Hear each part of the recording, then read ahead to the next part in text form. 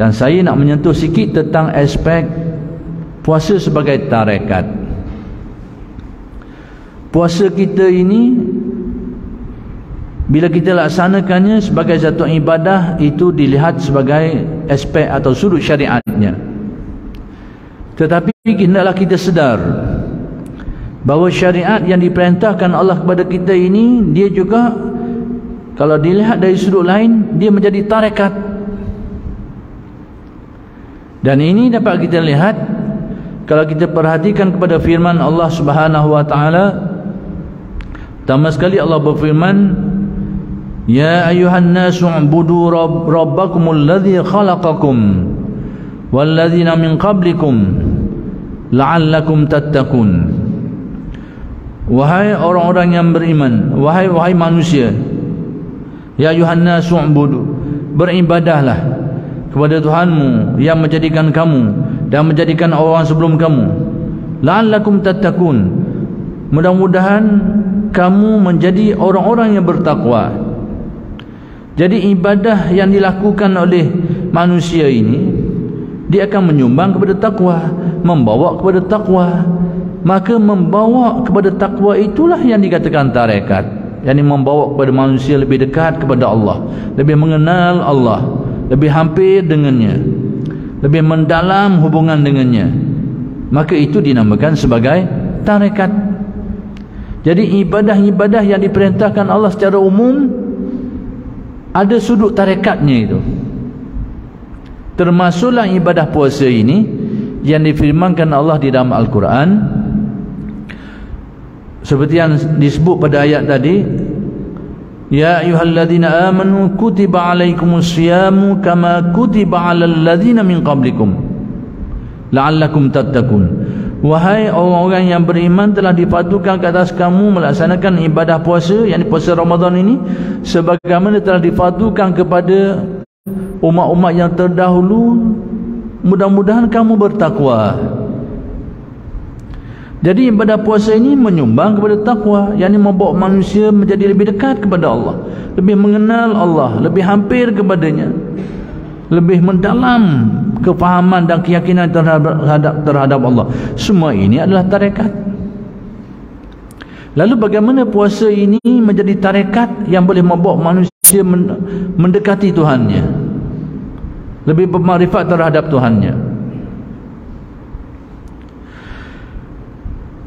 Jadi kita kena lihat apa itu takwa. Takwa, kata Al-Imam Al-Ghazali rahmatullah alaih di dalam Minhaj Al-Abidin, takwa ini dia ada 3 tahapan, dia ada 3 tingkatan. Satu tingkatan iaitu melaksanakan ketaatan dan ibadah yang zahir, seperti bersolat, berpuasa, berzakat dan sebagainya. Melaksanakan ibadah-ibadah ketaatan yang bersifat zahir, itu tahapan takwa yang pertama. Yang kedua, kata Al-Ghazali, iaitu dia melibatkan perasaan hati, merasa khusyuk, merasa takut kepada Allah, merasa hebat kepada Allah, yang dinamakan sebagai khasyah. Ini juga sebahagian daripada makna takwa, kata Ghazali. Jadi takwa yang kedua ini melibatkan perasaan manusia, roh, jiwa manusia, merasa khusyuk, merasa hebat, merasa keagungan Allah Subhanahu wa taala, perasaan dalaman manusia. Yang ketiga, kata Ghazali, melibatkan rahsia batinnya, iaitu apabila pandangan kalbu manusia hanya melihat kebenaran Allah, lalu dia tidak lagi memandang kepada makhluk ini. Itu yang agak khusus dalam takwa. Bagaimana puasa ini boleh membantu kita untuk mencapai takwa ini, sehingga puasa itu menjadi tarekat? Apa kuncinya? Kunci puasa ini menjadi tarekat, kuncinya senang. Kuncinya dapat kita faham daripada hadis Nabi SAW, yaitu Nabi bersabda, man shoma ramadana, shoma tadi ada riwayat lain man qama, itu bahagian menghidupkan malamnya, tapi bahagian puasanya man shoma ramadana imanan wa ihtisaba ghufira lahu ma taqaddama min zambi. Siapa yang berpuasa Ramadan atas dorongan iman dan atas penelitian dan harapan yang tinggi, maka diampunkan dosa-dosanya telah lalu. Ulama ada yang berbeza pandangan, bercanggah sikit dalam menentukan dosa apakah yang terampun disebabkan kerana ibadah puasa ni. Ada yang mengatakan dia melibatkan dosa-dosa kecil saja, itu mungkin satu pandangan. Tapi ada di antara mereka itu menyatakan termasuk dosa-dosa besar, terampun. Tapi bagi siapa? Orang yang menghayati ibadah puasanya dengan berasaskan dua perkara itu, iaitu imanan wahtisaba. Apa arti imanan? Yakni dia laksanakan ibadah puasa itu atas dasar mengabdikan dirinya kepada Allah, atas kesedaran bahawa kita ni manusia, hambanya, makhluk ciptaannya. Allah Ta'ala itu Tuhan pencipta segala-galanya, yang mengatur segala-galanya. Maka kita ini melaksanakan semua ini kerana kita diperintahkan oleh pencipta kita atas dasar dorongan iman. Jadi dia menjaga diri dia, tak makan, tak minum, dan menjaga diri dia daripada perkara yang dilarang, yang membatalkan puasa. Tidak ada dorongan lain kecuali kerana mengabdikan dirinya kepada Allah. Perbuatan itu dilakukan dalam rangka beribadah kepada Allah. Itu imanan, didorong oleh iman, bukan kerana nak daya. Bulan lain payah nak makan ni, bulan puasa boleh sikit, tapi tujuan besar dia nak kurus badan dia, tak jadi. Sekalipun itu manfaat yang dia dapat, tak ada masalah. Tapi kalau itu menjadi pendorongnya, maka tidak lagi atas dorongan imanan, dia didorong oleh sebab-sebab lain. Ataupun kerana memang tak ada pitih dah. Ada pitih pun tak ada pitih, molek baru, kena molek baru, tak ada pitih ni. Jadi puasa lalu dah senang, sudah molek, kita tak ada pitih. Lepas tu ada orang buka pula pergi makan sekali dengan orang, ada apa. Jadi apa-apa dorongan yang lain daripada melaksanakan kepada Allah itu tidak termasuk imanan. Jadi orang yang mendapat manfaat ini, terampun dosanya, yang menurut sebagian ulama termasuk dosa-dosa besar itu, orang yang laksanakannya tak dasar ini imanan. Dia buat semua ini semata-mata keyakinannya kepada Allah, bahawa dia tak jaga makan minum, memang ini diperintahkan Allah, aku lakukan ini kerana mengabdikan diriku kepada Allah. Itu imanan. Wahtisaba, perkataan ihtisaba ini mengandungi beberapa pengertian, antaranya harapan yang tinggi, ataupun dengan perkiraan, dengan kehadiran hatinya, perkiraan hatinya, harapan dirinya itu.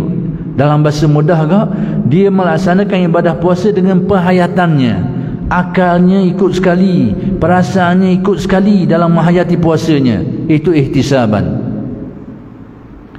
Jadi dengan arti orang yang melaksanakan ibadah puasa dan menghayati puasanya itu dengan akal dan perasaannya, inilah orang yang kalau dia berpuasa atas dasar imanan wahtisaba, ghufira lahu ma taqaddama min zambi. Jadi puasa seperti inilah yang dikatakan puasa yang menjadi tarekat. Lalu bagaimana ketika seseorang itu berpuasa? Perkara asas yang akan dirasa adalah lapar dan dahaga. Itulah perkara asas, lapar dan dahaga. Dan semua ini menyumbang kepada perasaan letih, dorok, tak bermaya, tak bertenaga. Semua ini akan membawa kepada suatu perkara, suatu hakikat. Lapar, dahaga, lepas tu letih, dorok ni, semua ni kalau diusuli, dia akan bawa manusia kepada satu hakikat yang menjadi pintu besar untuk manusia memasuki hadirat Allah, iaitu pintu menyedari hakikat diri yang serba kekurangan dan berhajat kepada Allah. Manusia jikalau sihat, tak berasa perlu kepada ubat, tak berasa, sebab dia sihat. Manusia bila kenyang, cukup makan, tak berasa perlu kepada makanan, tak berasa. Manusia bila selamat, tak ada masalah, tak ada halangan, tak berasa perlu kepada penjagaan, pemeliharaan. Bila manusia terasa hakikat dia bergantung kepada sesuatu untuk memenuhi keperluan dia ni, bila dia lapar tak ada makanan, bila dia sakit tak jumpa obat, bila dia terancam dan tak tahu nak jaga diri, nak jaga keselamatan diri ke mana, tak tahu nak pelihara diri, sangat terancam diri, baru dia pada waktu itu dia sedar bahawa dia perlu kepada penjagaan, dia perlu kepada rezeki, dia perlu kepada kesihatan yang dikurniakan Allah. Itu hakikat dirinya sebenar. Jadi dengan menerusi makan dan minum ini, dia akan membawa manusia kepada satu hakikat, sedar diri bahawa manusia ini hakikat sebenarnya seperti yang disebut oleh Allah di dalam Al-Quran, ya ayyuhalladzina, yang disebut dalam Al-Quran, ya ayyuhan nasu antumul fuqara'u ilallah.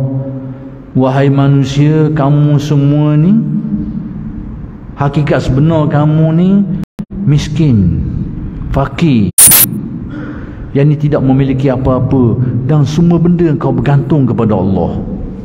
Itu hakikat diri setiap manusia. Kamu tak memiliki apa-apa, sezarah pun tidak memiliki apa-apa, semuanya kau berhajat bergantung kepada Allah yang mengimdad, yang memberikan kelangsungan hidup bagimu, yang memberi rezeki kepadamu, yang memanjangkan umurmu, yang memberikan keperluan-keperluanmu, dan segala-galanya kau perlukan itu ditunaikan, diberikan oleh Allah. Itulah hakikat diri manusia. Jadi bila manusia berpuasa dan merasai kelaparan, merasai dahaga, merasai hakikat ini, dia akan mengingatkan kepada hakikat itu. Tapi semua ini tidak akan berhasil kecuali orang yang berpuasa atas dasar imanan wahtisaban, baru dia akan dapat. Jadi dia menghayati masa dia puasa, dia rasa lapar, dahaga dia teringat, dia sedar hakikat itu. Jadi dia memerlukan kepada ilmu dan memerlukan kepada berfikir. Tapi kalau kita tidak ada renungan fikiran, pada waktu kita lapar, kita dahaga, kita dorok, tidak ada akal kita merenungi perkara ni, maka puasa kita tidak ada aspek tarekatnya, hanya aspek syariat sajalah. Dia tak akan bawa kita kepada mengenal hakikat diri.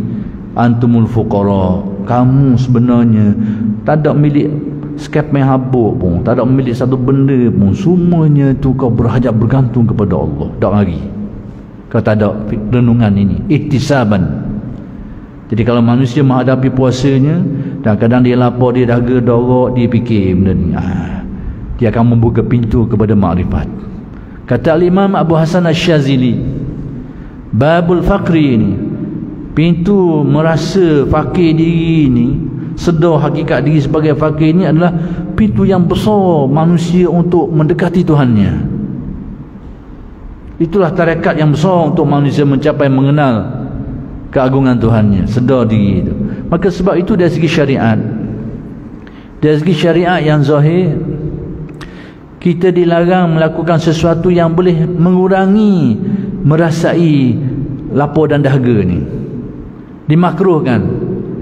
Kalau dalam mazhab kita ni, dimakruhkan untuk kita mandi selepas daripada gelincir matahari itu, lepas zuhur ke atas tu dimakruhkan, kerana dia boleh menghilangkan hikmah itu, hikmah yang menyedarkan kita hakikat antumul fuqara'u ilallah, menghilangkan hikmah itu. Demikian juga apa-apa saja yang kita lakukan yang boleh menghilangkan hikmah itu adalah sesuatu yang sepatutnya tidak dilakukan. Sebab apa? Kerana merasai lemah, dorok, lapar, dahaga itu sebenarnya itu yang dikehendaki.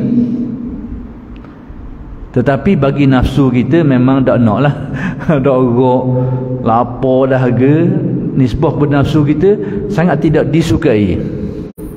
Tetapi dalam perjalanan makrifat manusia, itulah laluannya. Jadi orang yang memahami perkara ni, dia tidak akan memandang buruk lagi aspek ini, dan dia akan tahu inilah hikmah di sebalik puasanya itu, untuk menyedarkan diri tentang hakikat diri sebenarnya itu, yang akan memahamkan dia tentang Allah Subhanahu Wa Taala.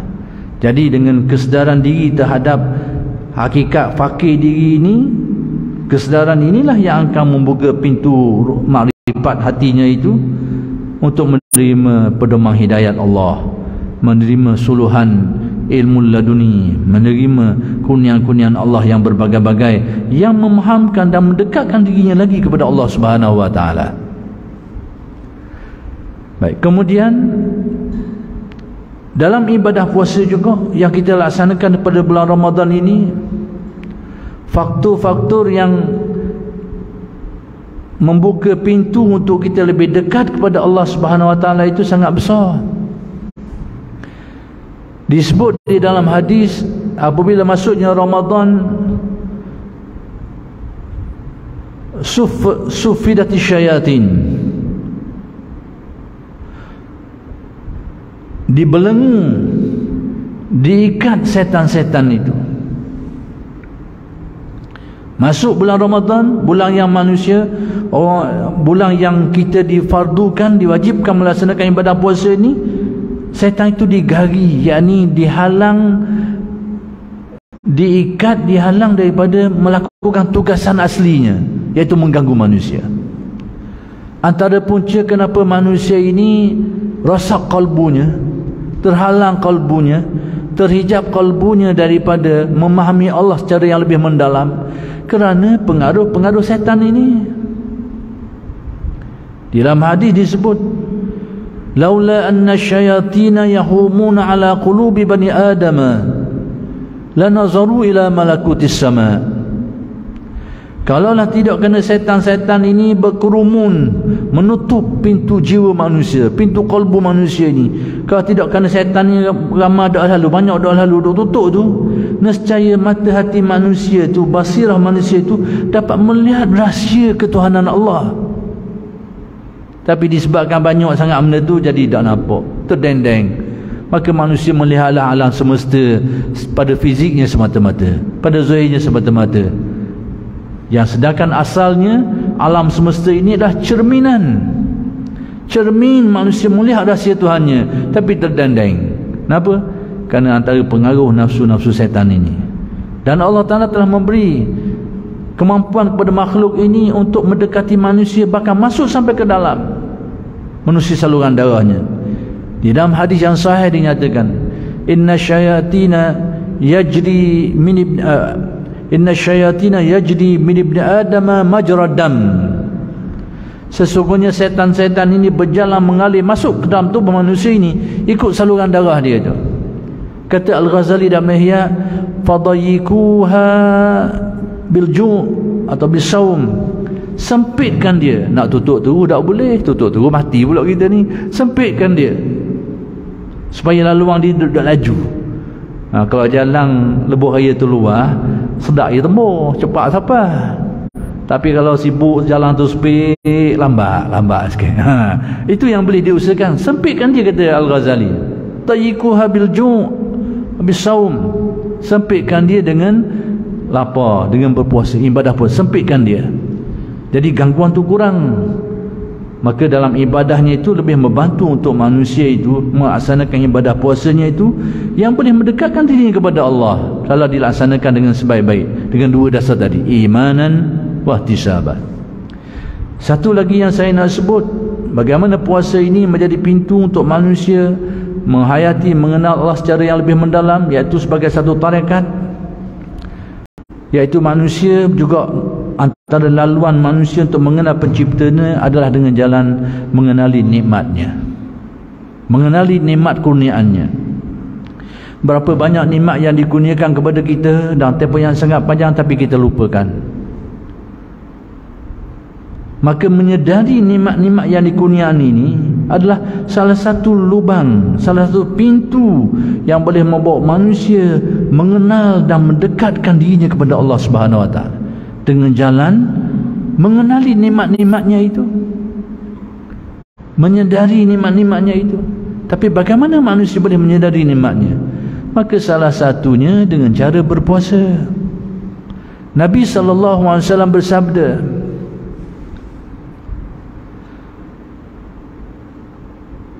lisaimi farhatun inda iftarih wa farhatun inda liqa'i rabbih. Orang yang berpuasa ini dia akan mendapat dua kegembiraan. Satunya ketika dia berbuka, dan yang satu lagi ketika dia menghadap kembali kepada Allah, menghadap Allah Subhanahu wa taala. Dia akan mendapat kegembiraan di dua ni, orang yang berpuasa ni. Baik, kegembiraan yang pertama itu farhatun inda iftarih. Apa artinya? Dia mendapat kegembiraan. Kenapa kegembiraan? Iaitu orang yang tengah kelaparan tiba-tiba dihidangkan dengan makanan. Sudah tentu sangat terasa makanan tu. Kita makan dalam keadaan kita kenyang dengan kita makan dalam keadaan kita lapar tidak sama. Jadi makanan yang kita kecapi, yang kita rasai pada waktu kita lapar itu lebih bererti. Dan itulah yang akan menyedarkan kita tentang nikmat kurniaan Allah Subhanahu wa taala, yang menyedarkan, yang memahamkan kita tentang nikmat itu. Tapi semua ini tidak akan berhasil kecuali orang yang menghayati puasanya dengan dasar tadi itu, imanan wahtisaba, kerana dorongan iman dan kerana dorongan akalnya, penghayatan akal dan hatinya diikuti sekali. Dengan arti pada waktu kita sedang menghadapi puasa ni, di penghujungnya tu, petang tu semakin letih, semakin lapar, tiba-tiba kita menikmati makanan, akal kita menghayati sekali banyak nikmat, memikirkan itu, merasai itu. Itulah yang membuka pintu kepada makrifat, itulah yang mendekatkan diri kita kepada Allah, dan itulah jalan taqwa, itulah tarekat.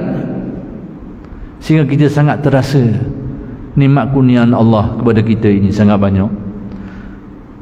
Kesedaran kita terhadap nikmat itu, dia akan berjangkit kepada nikmat-nikmat yang lain. Sedar dosa tu, dia akan menyedarkan yang lain lagi. Sebagaimana aku sangat terasa dengan nikmat makan yang aku rasa ni, maka demikian hal lain lagi ni. Dengan nikmat-nikmat harta benda, dengan senangan, kemewahan, ia akan jangkit dengan sendiri. Terbuka habis hal lain.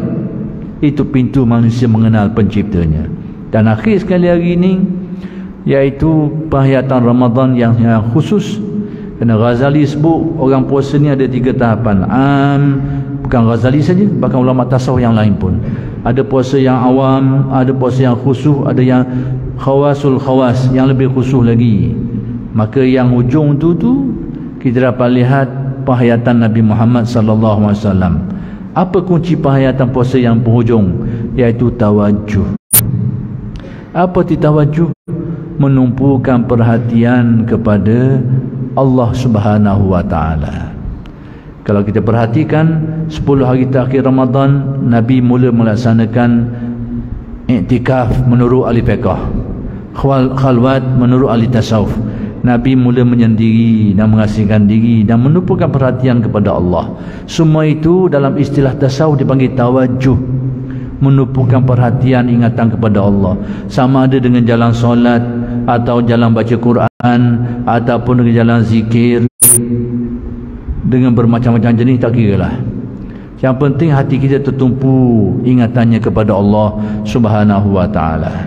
Dengan melaksanakan ibadah-ibadah ini, mudah-mudahan kalbu kita menjadi jernih, kalbu kita menjadi lebih bersih.